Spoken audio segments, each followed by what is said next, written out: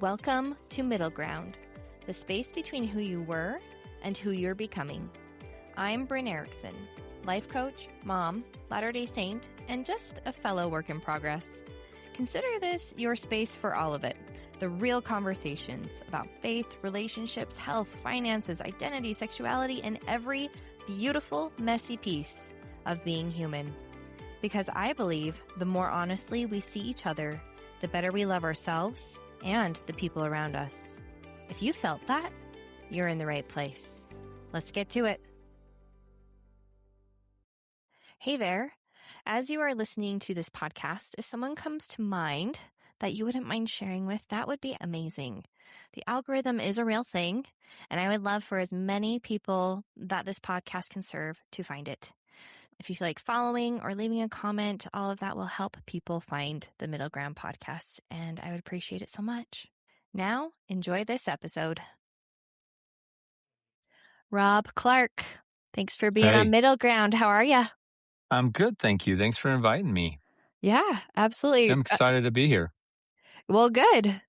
Rob and I are neighbors. Well, we were neighbors. Back in the day, Yeah. backdoor through the forest neighbors. Yes. But we had a little bit of an age gap. Mm-hmm. Remind me when you graduated. I was 06. 06. So you went to school with Adam, my little brother? I was wedged between Kristen and Adam. Okay. Mm-hmm. Okay. Yeah. Yeah, you were just a little baby before I probably left on my mission and went to college. And it's kind of funny. You come home and now they're all grown up and Right. now they're peers instead of little children. Yeah, isn't it funny how that happens? Yeah. But we were neighbors. We were. Still kind of are. Still. Same Yeah. town. And you live next door to where I kind of grew up, or at least spent some time. And I work with your husband a little bit. And yeah. So I know your family a small amount. Yes. Yeah. And Rob works with my husband, Alan, in search and rescue, and thinks very highly of Rob. And I don't know you really well. Like, I don't think we've ever sat and talked or anything. I mean, like I said, I was 18 and you were, 11. Right. And then I was gone. So yeah, no, we never have, aside from, how are you? So yeah. And then I had the thought to bring Rob on and have him share his journey of faith and what he's learned about life up to this point. So I have no idea. I honestly have no clue where life has taken you or what you've discovered and where you are today. So I'm really stoked about this conversation. Yeah. Yeah. Well, I'm happy to talk about myself, I guess. I'm not much of a self-talker, but I can regale you with tales, I guess, if asked. Yes, let's do it. I know that you mentioned when I reached out to you that you've never verbalized your journey before. So what's come up for you as you've been preparing for this conversation? It actually has been far more stressful than I would think. And I'm a guy who deals with an inordinate amount of stress. And so it takes a lot to, put me on my butt and make me think. And this made me think for a minute. And it's because, well, I obviously have left the church and, am going a different route, if you will.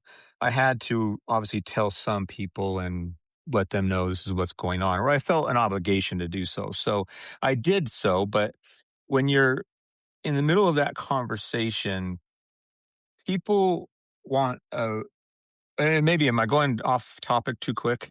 Or maybe it is the right topic, right? No, this is great. Yeah, this is kind of your big, where you are, and then we'll kind of backpedal a little bit. Keep going with that. Yeah, when you tell people that, they want reasons, but they don't want to listen. You're making an announcement, and I think that's human behavior. When someone brings you world-crushing news or life-altering news, you're not there to converse and understand as much. You're there to be shocked, and obviously you should try for understanding, of course, but it's just a much briefer conversation. Of course, I've been thinking about these things for years, and so I was very well prepared, but that's a rough conversation. But it's a briefer conversation, I think, or that maybe it's more raw. Maybe that's a big part of it. It's just more raw. But now it's been 5, 6, 7, I don't even know, years. But I've since then, never once really had to talk about it. Every now and then you run into Mm. discussions with people and you chat. But I've never really had to think, okay, what are they going to ask me? What's my answer? Do I know all the answers? Of course not. And just, how do I phrase it? Because I want to help people understand. And like we were talking beforehand, I I think everybody is fine, and I don't have any problem with anybody on any journey, whatever choices their journey they're taking. And so I didn't want to come off as I think there's a bad rap with a lot of ex Mormons. They just get so bitter and negative, and I'm not that way at all. And I didn't want to. While I have some negative things, I shouldn't say negative things to say. I have some things that I don't agree with or that I feel are negative that cause me to make my choices. But I don't want to come off as like that's wrong. No, if you are okay with whatever I happen to not be, then I'm totally good with that. My wife still goes to church. My kids still go to church, and I'm totally okay with that. And I support it. I go to church when, I went, I think last week, my boy passed the sacrament for the first time. So I just wanted to make sure that I was able to convey my thoughts and feelings about a very controversial topic in a very productive way. A thoughtful So way. it was thoughtful way. It was a very interesting thing. I didn't prep. I just kind of had to think through about a little bit, like, how do I say some of these things so I don't offend my parents or offend somebody. Yeah, So it's been absolutely. a little weird, but here I am talking about faith, which is not something I talk about much. I love that. Well, I feel Uh, honored to be well, hearing it. here you are, first person, full in Hmm. depth, all the wise, I guess, or however deep you want to go. Do you wish you talked about it more? I think uh, not for me Okay. at this point in my life. No, I don't have a need to talk about it for me, but I would be more than happy to talk about it for someone else. And that's Hmm. what I feel this is. I don't, and maybe I'm wrong. Maybe at the end of this, I'll feel like I shouldn't say I'm not going to get anything out of this. That sounds Yeah. very, No, you're good. you understand what I mean? Like, Mhm. I don't think this is for me. I think this is for other people, but we'll see, that sounds kind of hoity toity, doesn't it? I don't know what that means. I feel Well, that ya. No, is, I yeah. understand. Yeah, No, that's I'm not great. doing this for closure. I think I'm good, but who knows? Maybe at the end of this, I'll be crying and we'll have closure. And I'll be like, I never knew I wasn't. I had an open wound festering, and here I am. So we'll see. Uh, Maybe this is the salvation of me or something. We'll see. uh, we will see. But Yeah. anyway, so you kind of dove right in, which is beautiful. Let's back up just a Sorry. little bit. No, it was great. So let's go to your beginning. You were raised in Okay. the LDS faith. Tell Yeah? me where. Yeah, I'll go up to the mission. Does that work? Kind Sure. of how it Yeah. was. Wherever you want. Yeah. Uh, so yeah, I was raised in what I would call a very religious household in the LDS faith. I would put our family's kind of faith, if you will, on the higher end or the more involved. And so it was very religious. Going to church was not would you like to go to church? It was a requirement in our home. Mhm. And all the things that I think so many people are familiar with. And so grew up with that. And yeah, so that's kind of the environment, I guess. My dad and both my parents were very involved in the church. Everything was very church focused, scripture study every morning, whether you liked it or not, and all the activities, all that stuff, Yeah. great stuff. Those activities were great. Scouts was one of the best things in my life. Hmm. And that was church back in the day, right? It's a big Now part of Scouts it. is a whole nother thing, but back then it was your priest group going on a camping trip, really. And when I grew up, this is kind of strange. We had, if I can remember right, 20 something missionaries out at the same time from Wow. our ward. And that was my age group. Okay. And maybe it was 18, maybe it was 23. It was a crazy amount of numbers. Wow. And so I grew up extremely religious household, but and in an extremely religious area. Mhm. But I also had 20 of my friends, neighborhood friends, best friends, peers that we're all in the exact same boat. We all go to church, and we all go camping at Scouts. And so it was a great environment from a social perspective. And um, was it a good environment fostering faith and belief? No. Was it a little forced? I feel so. Did you But feel that at the time? oh yeah, yeah, Mm, yeah. It wasn't an option. There was conversations where in this household you go to church, and there was just no questions about it, um, and it was expected, and you'd done it your whole life, and so I don't think I ever really questioned much of it. It just kind of is what it is. I'm sure there was times where like I didn't want to go to church, but for the most part, no. I think it okay, was just yeah, this is what we do.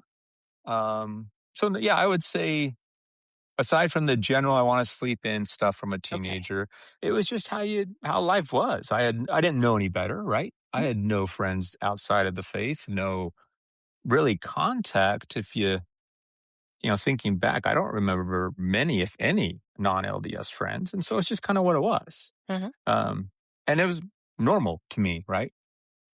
So that was kind of my childhood in regards to family and religion, I guess. 'kay, great. And then you go on a mission. Yeah. So went on a mission. Did you start to Was shift on your mission, or how was that experience for you? No, I did not start to shift on my mission. Going on a mission was a requirement. Did I have a testimony? Absolutely not. Did I know did not have a testimony at the age of 18? Yeah, or 19, sorry. Yeah, I knew I didn't. But 20 of your peers going, it's been instilled in you your whole life. It's what you do. And so I kind of said, well, it doesn't really matter. They all say you'll get it out there in the field. And so Mhm, I went on a mission and was excited and served my mission and generally did I would say very very well. Was in a lot of leadership positions, trained 5 or 6 times.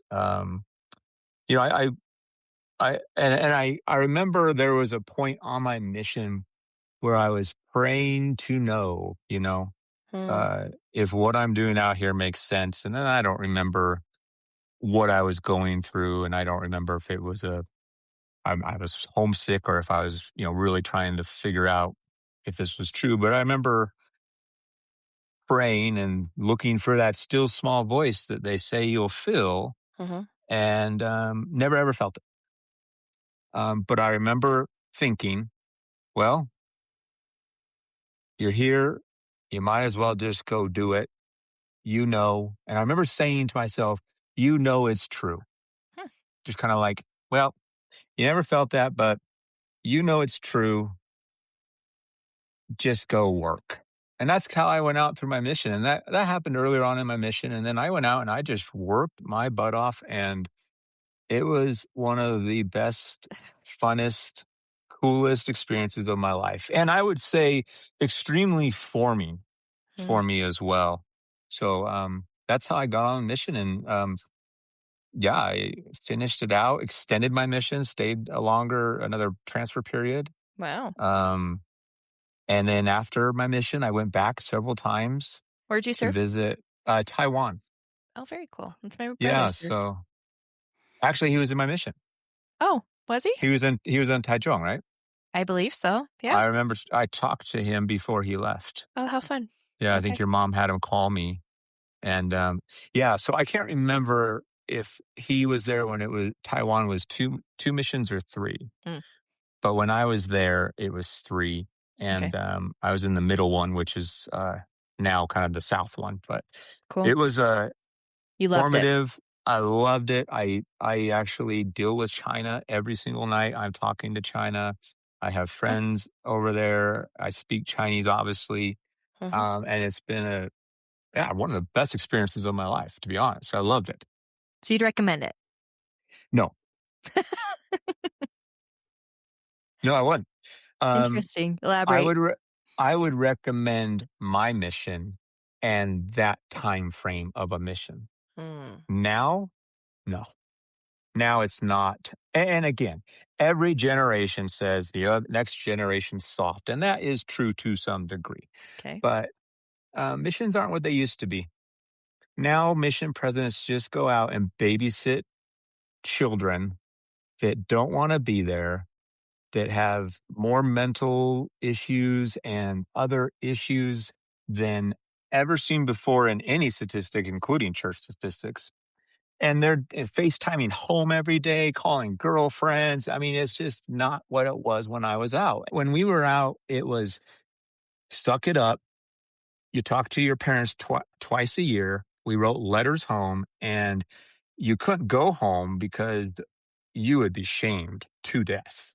Like Mhm. that was never an option on anyone I talked to and or my radar. It just you did not go home because back then it was sadly you were very shamed. Nowadays, it's just oh, it wasn't for you, and it's a very different environment now. But it's also Mhm. a very different mission where I just don't think they get out there and they have that work drive and that mentality. They're just too. They're not detached enough Mm. to really focus. And I mean, what else did we have to focus on? We didn't talk to our family. You know, you just all it was to The ride your work. bike faster and work and try to get people baptized. And so, yeah, now would I recommend it? No. Do I Interesting. support my boys going? Absolutely. Okay. Um, do they think the two youngers, of course, are a hard yes? Absolutely. My oldest, who's 16, Mm. has always been a hard yes, but now he's kind of growing up and he's now I think he's a yes, but it's not as hard. I don't know now. But I just don't I don't think and I think anyone would agree. It's not what it used to be. And maybe that's not bad, but it's for everything I took. And maybe that's a problem. Maybe I shouldn't expect my boys to get out of the mission what I got out of mine. Hmm. And I should allow them to have their own experiences. Hmm. But knowing what I know now, would I recommend it based on what I know? No, but maybe that's what my 16-year-old boy needs. And it's the best thing ever. And he's going to come back saying, I worked my butt off, and he did. And yeah, it's just a different time. He got to call his mom every week. And that's just the time it is. And he Yeah. comes home, he's like, we worked our butts off. And Who my knows? grandpa probably said the same thing about me. He's like, they don't work anymore. And, maybe it's a Yeah. generational thing and I'm up in the night. I don't know. And I'm sorry I'm not giving you a lot of eye contact. I'm like thinking a lot. So I I look love it. around. No, this is Yeah, great. Yeah, this you is do deep. you. This is perfect. Okay. Okay, I love that so much. So, church thing, didn't like getting out of bed, but you conformed. You did it. You had a Yeah. great mission. And You I would think generally happily did it all. Yeah. That's how I feel too. Like it never bothered me. I never Yeah. even knew the questions to ask. I never cared to. Like I was very happy, very content. And then temple marriage. Yeah. Yep. Okay. And Yep. then what started to shift? You said about 5 years ago that you Oh, exited, no, no. That's when I probably officially, but this was, I'm not officially exited, by the way. oh, okay. I'm officially a member still. Okay. That's when I probably came So out. non Uh, participating. yeah. Yeah. Yeah. Because I just don't care enough to do anything about it. Okay. But that's when I probably, came out to my parents and just like, I can't hide this anymore. So for me, it started in my 30s. Okay. Um, and I can actually I think, pinpoint a pretty big turning point for me. Um, you know, I guess we have to go back a little bit. Okay. And, growing up, as you said, you never even think to ask the question. And you're right. And that's a product, I think, of growing up where we grew up. Why would you ask a question? We all go to church on Sunday. I Hmm. don't know anybody that doesn't go to church on Sunday, and if they do, they're there next week because we went after them or whatever. So why would you ask a question? Like we're not. There's no counter argument. to anything we're being told, taught, etc. And that's how it was back then. Now, and if you, I remember at least, don't look at anti-Mormon literature. Don't look at anti-Mormon. We're like, I don't even Mhm. know really what that is. And you hear things that people accuse the church of, and then you're told it's just anti-Mormon, it's just anti-Mormon. And everything that you ever heard or saw that was against the church's belief or narrative, then it was anti-Mormon. And you accepted that. Yes. Um, and I think it's just one of those things that you start getting older, and I start traveling. I spend a lot of time, all over the world, living in different states, etc. And you start people ask those questions, or hey, what about this? Oh, that's anti-Mormon. And for years, probably my whole 20s. I mean, I lived in New York for a spell in Manhattan, and those questions came up all the time. And oh, it's Mm. anti-Mormon, it's anti-Mormon, and but then you end up softening, I think, that belief when enough people ask you, and you start asking questions. And that's, I think, the big key is you were taught don't ask questions. Just this is how it is. And if it's against, you hear anything against this, then that's anti Mormon. Mhm. And it was accepted. And that's just how it was. You didn't know any better. And then in my 30s, I started reflecting on that kind of stuff and thinking, well, that's how you control a population. That's how you manipulate a person is you control the information, and anything that goes against that information, you discredit it. See this in politics, right? You Mhm. push out your narrative. Anyone that is against that, you discredit them. You call them anti this, fascist, whatever, Mhm. anti Mormon. And, and I'm a voracious or voracious? I'm a voracious reader. I 'Kay. read 3 to 4 books a month, mostly history and that type of stuff. And so you start seeing how populations were controlled throughout history. Mhm. And it, oddly enough, is the same paradigm as the LDS Church is control the narrative, and when anything against that, that's anti-Mormon. Don't be friends with them. How many times were you told as a child you can't be friends with them because they're not Mormon? You know, Me personally, no, but I know and that that was a thing.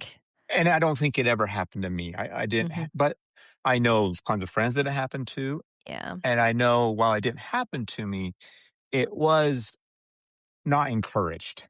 Mm.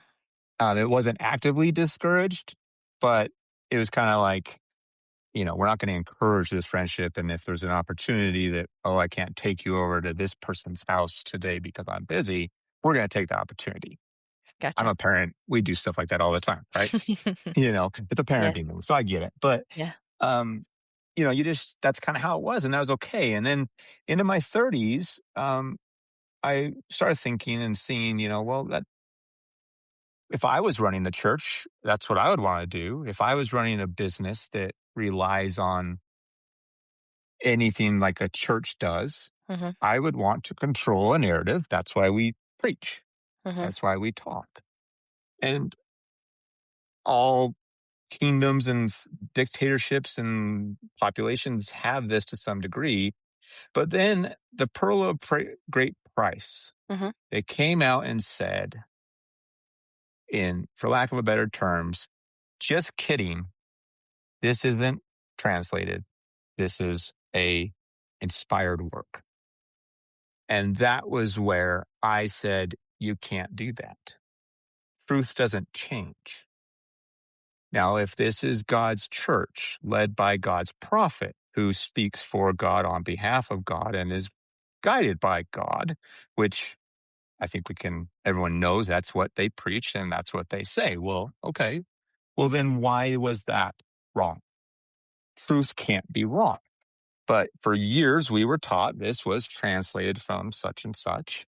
Mhm. And now the church has said, essentially, Mhm. they've said, we taught you wrong, or we were mistaken, or we changed our mind.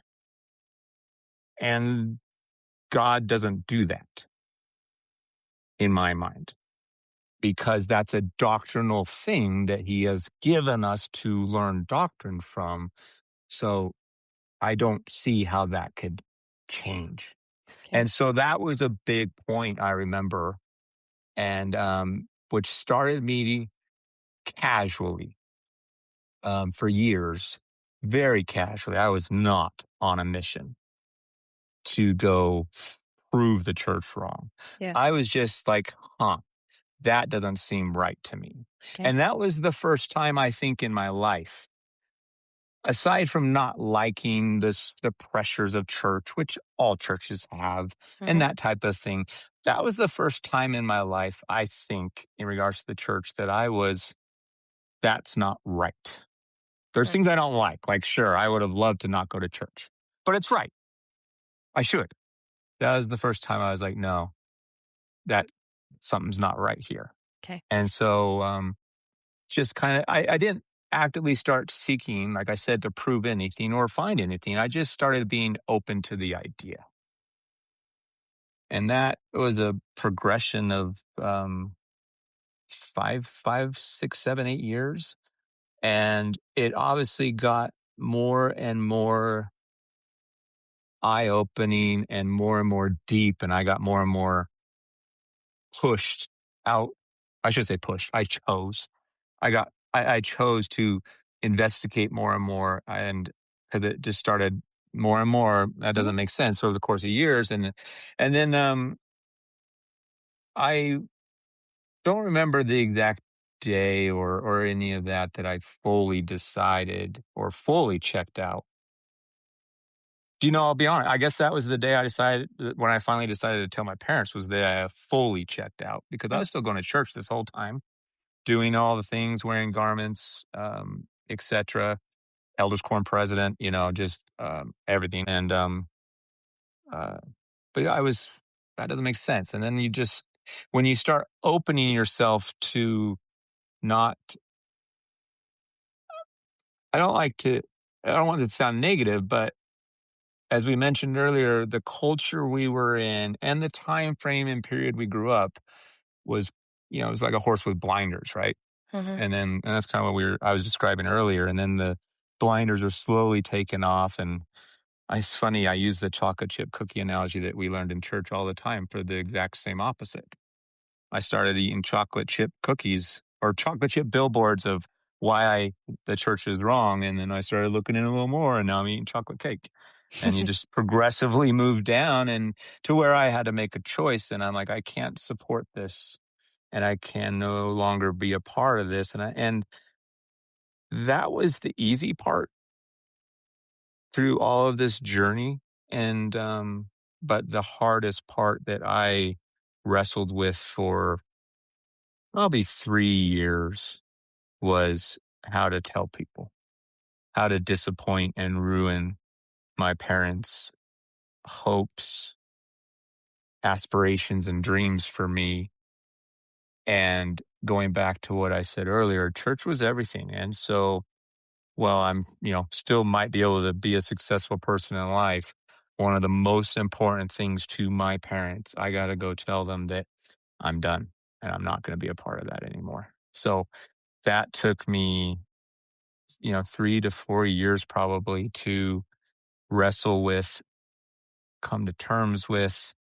And in that time frame, I started going into therapy, um, for this reason, or largely for this reason, to figure out, like, how do I ruin everyone's perception of my identity, and their hopes and their expectations that I've done. I've done everything. I did the mission. I went to college, and then I get married in the temple, and my wife expects, and that was, I knew my wife would be understanding and would be good. And I married the most loving, best person in the entire world. And I knew she would be okay with it. But I was really scared about the disappointing her, and how she would feel with me leaving and what that would mean from her belief system in regards to implications of eternal families, right? Yep.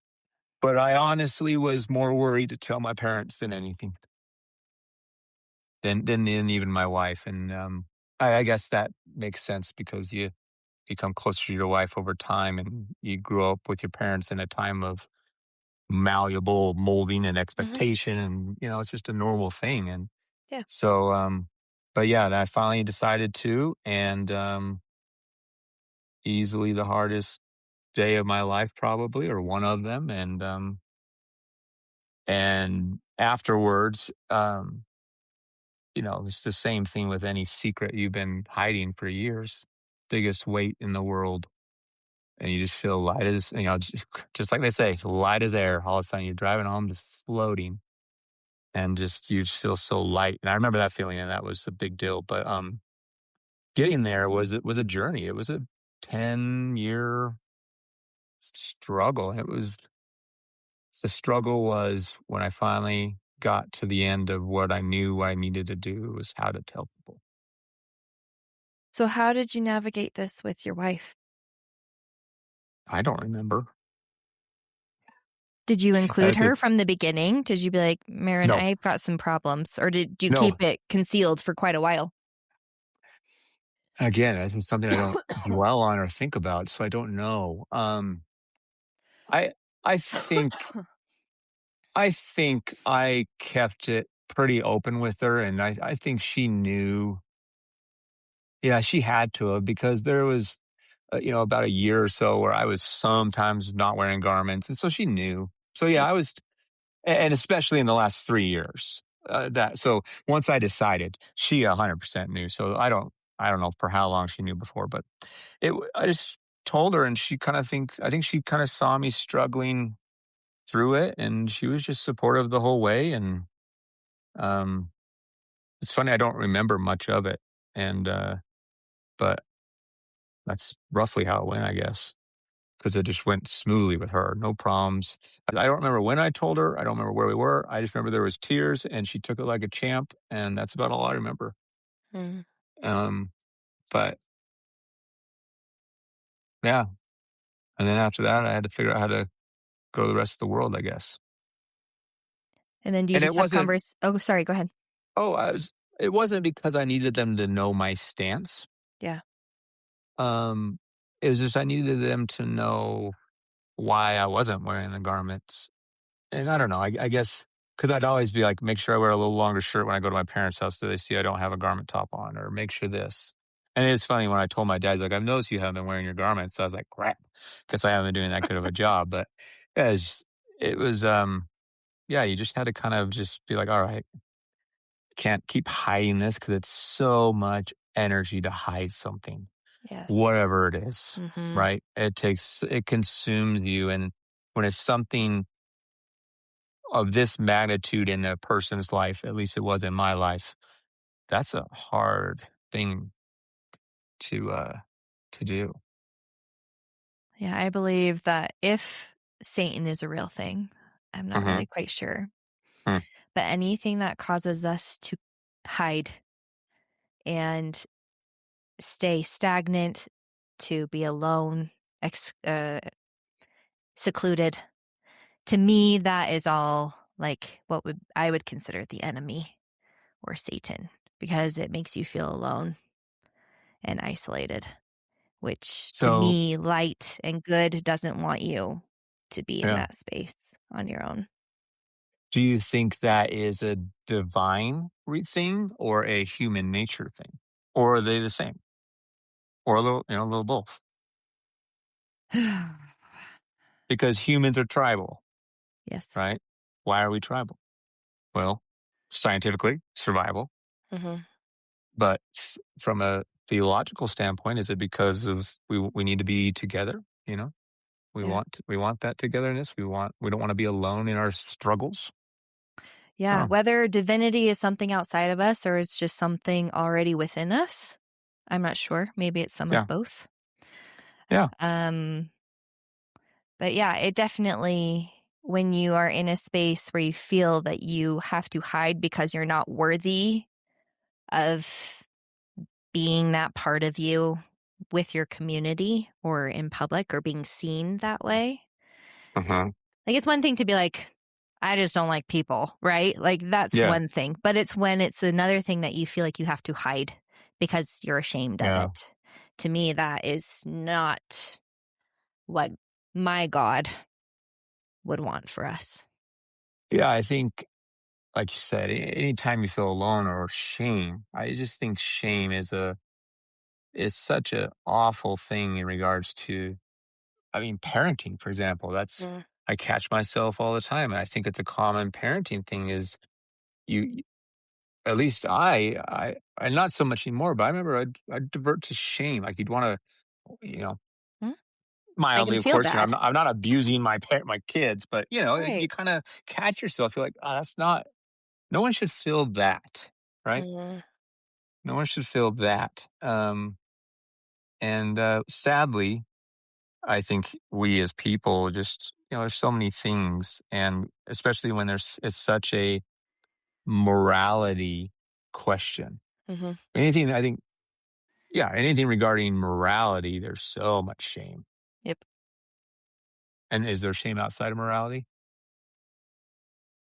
Good question. I don't think there is. So maybe you have to have morality to have shame, or your viewpoint of morality, right? Absolutely. But Otherwise, you would do things and not feel bad about it. which is, I guess, Satanism is definition, right? No consequences, no matter what, no conscience. Hmm. You do whatever you want Hmm. and don't feel anything, which Yeah. doesn't make any sense to me. But Yeah. I don't understand either. But yeah, but yeah, it was the hardest journey or thing I've had to do in my life, I would say, by far. And it's sad mm, that it was because I felt shame. And if I hadn't had that shame, I could have just gone through a little bit of research, made a decision on my own, been like, this is what it is, and it would have never been a thing. But instead, it was a 10-year thing. And then you look back and wonder about, did you waste 35 years of your life? Or was it for good? Or what good came out of this thing that you're not against, but so uh, aligned differently? I mean, you're just, I should say I'm not against at all. I right. support lots, but we're aligned differently. We don't believe the same thing. Well, let's answer that question right now. Did anything good come out of those 35 years? Yeah, I think a lot of bad came out of it and a lot of good. And I don't think that has anything to do with Mormonism necessarily. I think it just has to do with growing up. There's just good and bad. And yeah, I mean, I look at parenting now and man, I sure do like those morality standards of the LDS church right now. Like, oh, and I don't apply the same standard to myself because I think, man, I wish I had done this decision when I was 16. That would have been a pretty fun high school experience. But, and here I am now with a 16-year-old. I'm like, man, where's that strength of youth pamphlet? Because there's some great things in there. And while, yeah, I've left the church, I very much align on probably every one of the morality Mm. things. I'm very much in line. And so, yeah, a lot of good came from it. And it made me who I am. And so I don't think anybody can, I think it's intellectually dishonest to say no good came out of something. No, some good came out. You learned something and with an experience, but this was my life. So it's who I am. It's your So identity. it, well, yeah, it's my identity, but it's shaped my personality. It's shaped my identity. Correct. And it's a There we part go. of me. It's a part of my identity now. And Yes. so, do I wish it was different? Yeah. But what do I know? You know, maybe that's just such a theoretical question that doesn't have any value, Hmm. right? It Hmm. is what it is. It made me who I am for better or worse. And Can't go all I'm trying back. to do is, yeah, I can't change it. I can't be Mm-mm. angry at it. I can't dwell and wish and be a victim of it.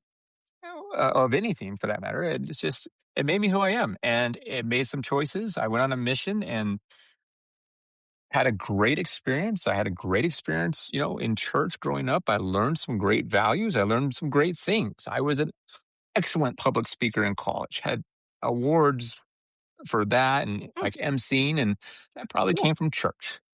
You know, so I don't know. Just it made me who I am. So I think a lot of good came out of it, but a lot of things were missed too that I could have experienced. And I'm not talking about I'm gonna go drinking in high school. I don't mean that, but just what did I miss out because I kept blinders on and I didn't hang out with that kid because he wasn't Mormon. Mm, What did I miss? Or or maybe what did I not miss, but what could I have done for him?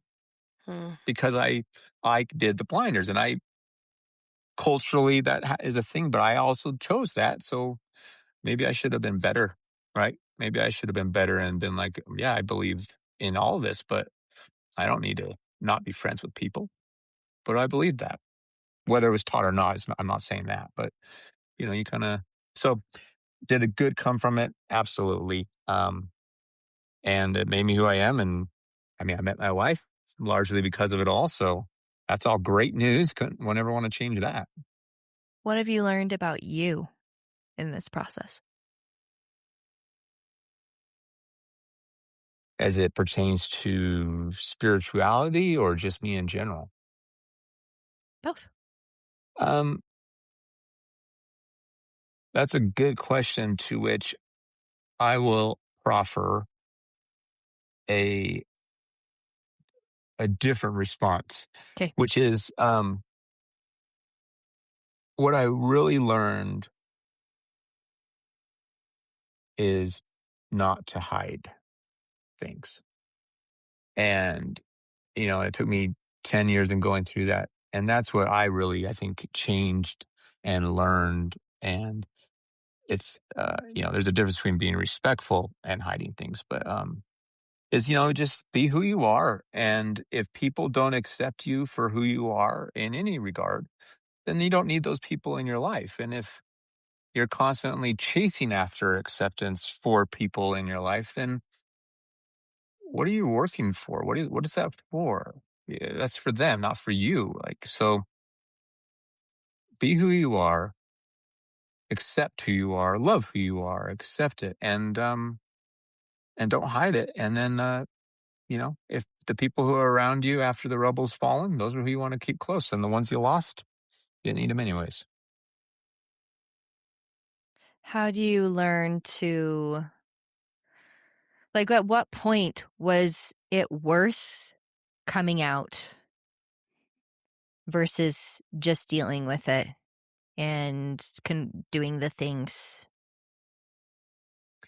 I think that's a hard thing to pinpoint, but for me, it just at some point, just became so much, and I was so in agreement and so firm in my decision that it just became almost overwhelming. And why I just looked at my age. I'm 35 ish at the time.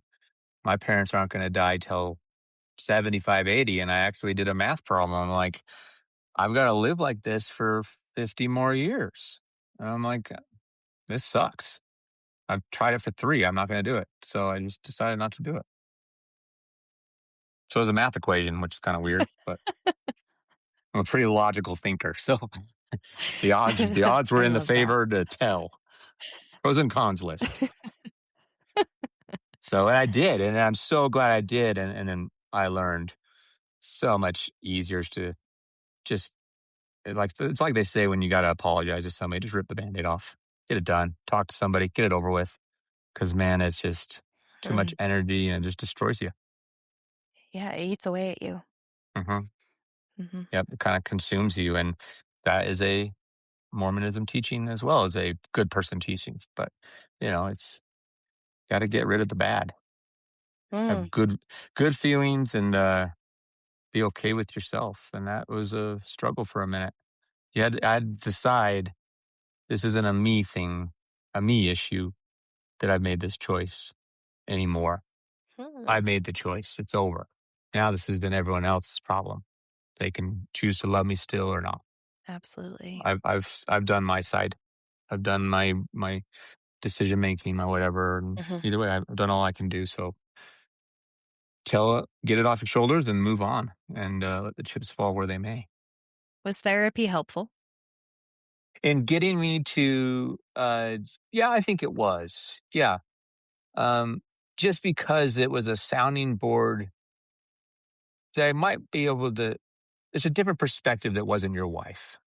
Your wife, my wife, is so loving that sometimes it's like, I need you to disagree with me here and fight. Like, because Yeah. again, I'm a logical person. I'm not going to you for reassurance. I'm going you to figure out where I'm wrong or get a different perspective Mm, so I can really understand this. And so it was good in that regard, okay. just to be able to talk to someone. And I think he's the one that really laid it out. Like, is this how you want to live the rest of your life? Mm, And yeah, yeah, he was the one. He was the one that basically asked that question is, because he knew I was struggling. I was getting torn up. And he's like, well, how long do you want to do this for? mm, And so then, we had a few sessions on how and, okay. do you feel like your parents won't love you after this? And yeah, I'm a little legitimately concerned, but no, I don't think so. But, it's just that but. Who's Mm, done this that I know? I don't know anyone. yeah.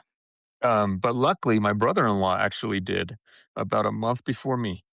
Really? Mm, Yeah, and and he was kind of to just the dollward child of my parents were really really on board with my brother-in-law and could do no wrong type and very enamored and he's a great guy. I love him to death. But then he left, and I was like, oh, maybe this is a sign. He just paved the road for me. And so I think it was about a month, maybe a month and a half after he did that I said, okay, hmm, he paved the road. Hopefully it's a little easier. I yeah. do remember that. I'd forgotten about that. Um, so do you believe in a higher power, like, or God or any form of? I am what would be called optimistically agnostic. Hmm, I like that. Yep. Yep. Atheism is you do not believe until you can prove there is. Hmm. Well, I can't prove there is, and I can't prove there isn't. I So same. that puts me in the agnostic category. Would I sure hope there is? Man, that would make things a lot more understandable Yep. and a lot easier. So do I hope there is? That's why I say I'm an optimistic agnostic because man, I hope so because if not, then which is my current worldview is a very depressing worldview Hmm, about why are you here? What is it the question? Why are we here? What are we doing? Where are we going? And if you don't believe in a higher power, it's a little depressing, hmm, you know? And so I'm optimistic, but nothing has been able to get me, nothing can prove it. I've definitely decided that, Mormonism is not the one true church. Is it a great church that does great things? Absolutely, to each their own. But is it hmm, that whole one true church? Sorry, you're not Mormon, you're not getting in, and we didn't get you through in the temple. No, but it's just not for me. But forgot the original question. Did I answer it? yeah. I feel like I'm very ranty tonight. I love it. Uh, I'm building on it. This is we'll great. see. All right. All right. Because I don't even remember what the question was at this point. Yeah, just what guides you today. Oh, So, what or guides it me? got, Well, yeah. is Anything the else? agnostic. Mhm. I think what guides me, the argument would be if God's not guiding you, then only you are guiding you, and you're man, and man has urges, desires, or whatever that don't align with God or necessarily society. But what guides me is just be a good human. And I hate saying that because everyone's definition of good's different Yep. and who determines what good is. Mhm. Well, if it's not God, then is it society? Is it just where we are? We just have decided or what we feel? Is it consciousness? Is it God? I don't know, but I just try to do what the right person would do, or what is right, and or what would Jesus do? I could still use that. Sure you You know, can. what would Yeah. he do? And, he would do the right thing. And so am I very much grounded in Christianity principles? Yes, Mm, very much so. Do I, it, maybe I should say, maybe I should say principles. Maybe I should say morality. okay. Um, yeah, I'm very much grounded in that. Do I want my kids to not have sex ever? Yeah, that'd be awesome. Wait till marriage? Hopefully, I hope so. Well, actually, I don't, but that's a whole other topic. But wait for a lot of years, like There we go. 20 pluses. Yeah. All When right. you're adults and not children. Yeah. So what guides me is that, I guess. And I know that's loose, but I think it generally aligns with what everyone, you included, would consider the right thing or what's good. And it kind of falls back to what you said, God or not. No one should be alone. No one should feel shame. And so what am I doing today, and what does that cause to people or to myself? And is it in mine or everyone's best interest?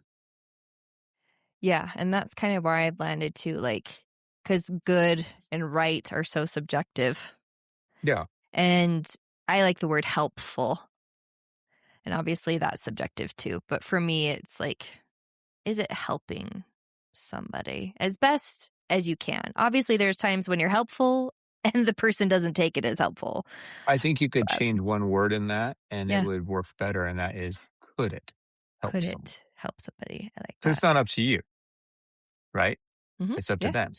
yes. So could it? Could it be? And and somewhere, yeah, somehow. And yeah, I think that's a great guiding principle is, am I helping others around me? And really, that what else are we doing if not, right? Mhm. We got to we're here on this rock. We got to make our lives and better, and our lives are better with people, and we love people and we care for people. So our lives are, and we that's how love is, right? Getting Helping others, serving others, your family, your friends, and surrounding yourself with people that you love and care for and help, and Yeah, would do the same for you. And you don't always know what you have to offer, but you're there. yeah, And absolutely. my whole neighborhood knows, even though I don't go to church and I'm not whatever, they call me first. I love that. And so, yeah, helping could help somebody. I hope I could help somebody, or I hope I can help somebody in some way Yeah, on a daily basis by everything I do. yeah, Like this podcast, for example. And that was my original point is, I know it's not for me. I'm good, I think. But hopefully this can help somebody I love who that. had a thought Mhm. similar, or you said something similar. It puts people on these little tangents and makes them think. Correct. And that's it. Think, Think. think, Ask decide. questions. Mhm. I mean, yeah, if somebody's telling you not to ask questions, what is that person? Look out through history, in religion, politics, military. The second they say just trust it, or Mhm. just keep doing it, don't ask questions, whatever, anything along those lines, that's when your ears should go up and you should say, why? Mm, Why can I not question? mhm. Why? Right? Every bad thing in this world started with something like that. Do this, don't question. I can't think of a lot of bad things anyways. The irony of it is that the whole preface of the LDS Church is it started with a question. That's what one of the things that really, really bothered me is, Mm, don't ask questions, just pray harder or just keep yeah. going and it will come to you. It's like, well, the whole church's foundation is based on this. So why Mhm. can't I? Yeah, I wonder what point that kinda got manipulated, because I don't know that that was ever supposed to be the messaging. Like, I get our history is messy. Humans are Hmm. messy, like, That's true. and I can see why we would conceal polygamy and racism Oh, yeah. for backlash and fear of Yeah. what people would think and do.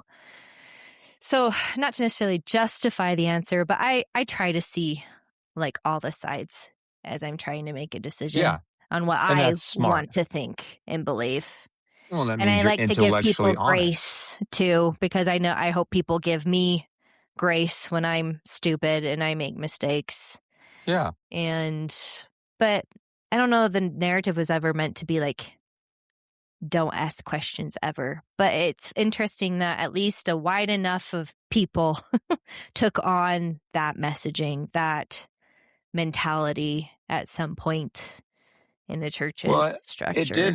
it did happen, and um, I think the point was that when people started having access to information, There you go. We couldn't that's hide it when anymore. that's when the church got into There trouble. you go.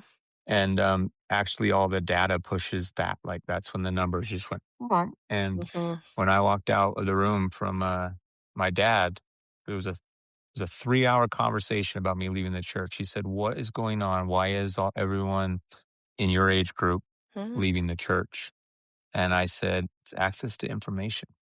And that everything we were told was anti Mormon turns out was history. And the church didn't want that out there. And like I said, if I was running a church and that was in our past, I wouldn't want it out there either.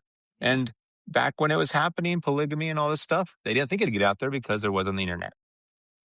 But then comes the internet and it didn't happen immediately because, the internet had to take some time. Like this didn't happen in the 2000s, but 2010 ish, I don't know. Mhm. Everyone started getting information, and that's when the church started changing all their policies Yeah. to reflect the information that was now in light Yeah. that they came out and all admitted is true. And that Mhm. was part of what pushed me. But yeah, I think it's access to information is what's changed everything. And that's not just this church. That look at the political landscape. It's changed Mhm. everything. All of a sudden now we Mhm. have access to information because we're getting it from all these different sources now. Where 10 years ago, your access to information was controlled through the media, Mhm. and same thing. When people control information, people sheep follow. Well, and that begs me to wonder, like, so even though we have access to all the information today, now it's ciphering what's true, right? That's especially after So, AI. oh my gosh, it's exhausting, right? So, what have you learned about truth? You kind of talked about that word in the beginning. What Yeah. have you landed on? I I think truth has two connotations. There's the truth, which is fact. And then I think truth has a lot of religious connotations Mm. in my mind. So ask me the question, are you asking me what I believe truth is, or what I believe fact is? I guess I'm asking my own question. I don't know. Told you I'm rambling tonight. No, we're Keep rambling. processing. This isn't rambling. This is Yeah. processing, Rob. What's truth? Anything. Well, I guess I'd go back to this scientific thing. It's anything you can prove.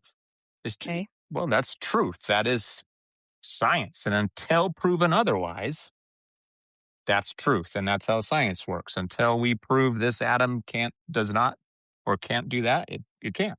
Okay. So I would say truth is what is provable.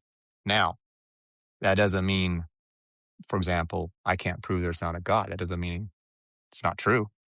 Doesn't mean there isn't. Mm-hmm. I can't prove it. So is it truth? I don't know. Hope so. But that I think truth is fact to me and reality and not a conjured reality. And I think that's the big difference is people create their own realities. And I think this happens with relationships a lot more. And we all do that to We some do. degree. Mm-hmm. And so I try to say, like you said earlier, is ask a lot of questions because their reality is their truth. Yep. But this is still a pen that writes something, Mm-hmm.